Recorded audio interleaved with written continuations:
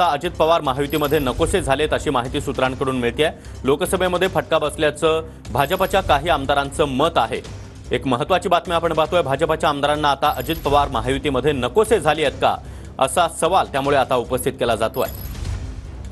पुन्हा एकदा जाणार आहोत आमचे प्रतिनिधी विनायक यांच्याकडे। विनायक, काय अधिक माहिती? सागर, आपण जर पाहिलं तर लोकसभा निवडणुकीमध्ये प्रत्येक मित्रपक्षांकडून मदत जी आहे ती होणं गरजेचं आहे।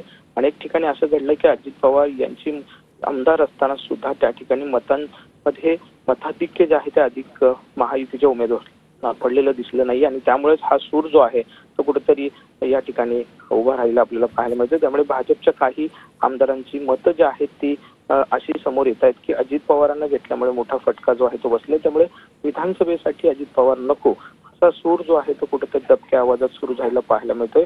आपण जर पाहिलं तर अनेक विधानसभा क्षेत्र अशी आहेत की भाजप विरुद्ध राष्ट्रवादी असे सुद्धा उमेदवार जे आहेत ते काही ठिकाणी आपल्याला पाहायला मिळतात, त्या ठिकाणी सुद्धा फटका पुन्हा एकदा बसू शकतो असं मत जे आहे ते भाजप आमदारांचं झालेलं आहे। त्यामुळे अशा दबक्या आवाजात चर्चा ज्या आहेत सध्या सुरू झालेल्या आहेत। नक्कीच विनायक, धन्यवाद तुम्ही दिलेल्या माहितीसाठी।